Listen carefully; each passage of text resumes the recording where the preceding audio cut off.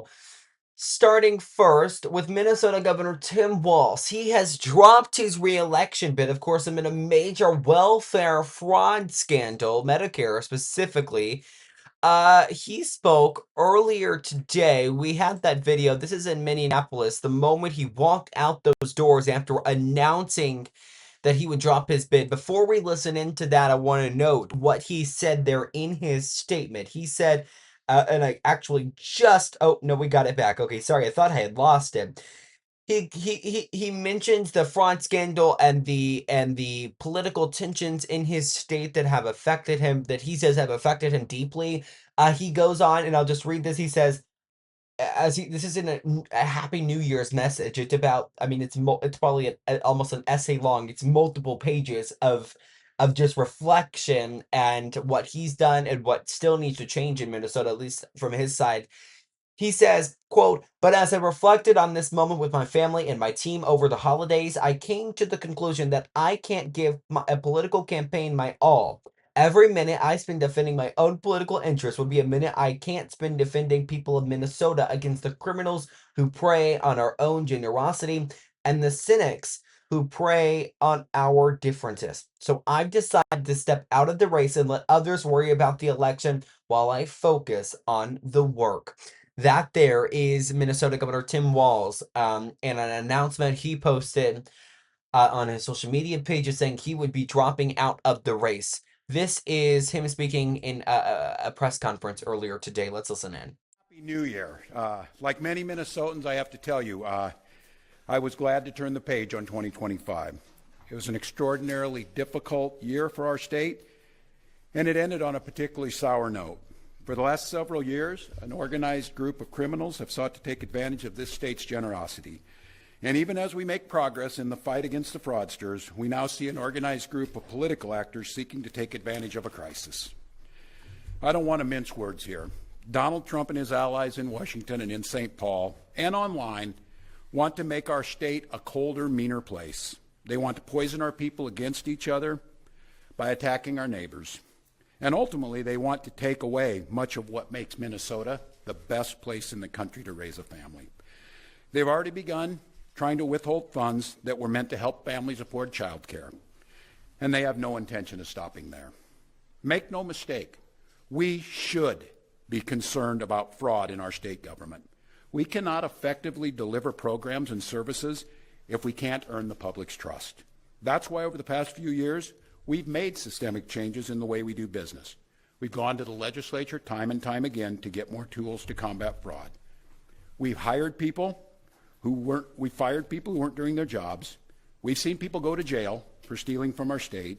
We've cut off whole streams of funding in partnership with the federal government where we saw widespread criminal activity. We've put new locks on the doors of our remaining programs, and we've hired a new head of program integrity to make sure that those locks can't be broken. All across this state, Minnesotans are hard at work on this problem. Advocates, administrators, investigators are on the front lines defending the integrity of our state's programs, and I want to give a very heartfelt thank you to all of them. There is more to do. A single taxpayer dollar wasted on fraud should be intolerable.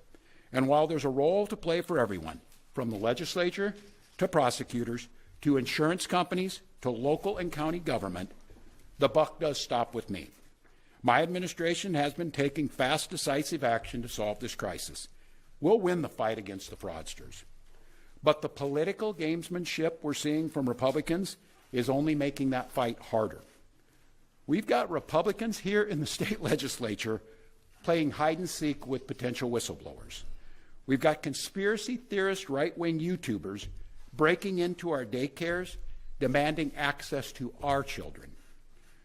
We've got the President of the United States demonizing our Somali neighbors and wrongfully confiscating funds that Minnesotans rely on. It's disgusting and it's dangerous. Republicans are playing politics with the future of this state. It's shameful. And I've said it before, and I will continue to say it. We welcome ideas from anyone, in any party, from any walk of life, who wants to help us continue to stay ahead of these criminals. And we welcome the involvement of the federal government. I am grateful to the career professionals at the U.S. Attorney's Office and the FBI who have been helping us fight this fight for years. But I cannot abide the actions of the political leadership in Washington. These opportunists are willing to hurt our people to score cheap points. They and their allies have no intention of helping us solve this problem, and every intention of trying to profit off of it. Which brings me to this. 2026 is an election year. Election years have a way of ramping up the politics at a time when we simply can't afford more of that in Minnesota. In September, I announced that I would seek a historic third term as Minnesota's governor, and I have every confidence that if I gave it my all, we would win the race. But as I reflect on this moment with my family and my team over the holidays, I came to the conclusion that I can't give a political campaign my all. Every minute that I spend defending my own political interest would be a minute I can't spend defending the people of Minnesota against the criminals who prey on our generosity and the cynics who want to prey on our differences. So I've decided to step out of this race, and I'll let others worry about the election while I focus on the work that's in front of me for the next year. I'm passing on this race with zero sadness and zero regret. I did not run for this job to have the job. I ran for the job to do the job. Minnesota faces enormous challenges this year, and I refuse to spend a single minute doing anything other than rising to meet this moment. Minnesota has always come first and always will. That's what I believe servant leadership demands of me. As an optimist, I'll hold out some hope that my friends on the other side of the aisle will consider what servant leadership demands of them in the moment. We can work together to combat against the criminals. We can work together to rebuild the public's trust and make our state stronger. But make no mistake about it, if Republicans continue down the path of abusing power, smearing entire communities, and running their own fraudulent game at the expense of Minnesotans, I will fight back with everything that I have. I am absolutely confident a Democratic and a DFLer will hold this seat come November. I'm confident that I'll find ways to contribute to the state that I love long after next January. But there'll be time to worry about all that later. Today, I'm proud of the work we've done to make Minnesota America's best place to live and raise kids. From our new paid leave policy to our child tax credit to our school lunch programs feeding every single child. And I'm doubly proud of the incredible team we put together to make this vision a reality. I want to take a moment to thank every member of my staff, to every single state employee who has been part of this fight. Now more than ever, I need you on the job. I need you to help work together to tackle the important work in front of us. And most of all, I want Minnesotans to know how grateful I am for the opportunity to serve this state, for the privilege that I have been given to serve in this office. I'm on the job. I'm focused on making sure that we stay America's best place to live and raise kids. No one will take that away from us.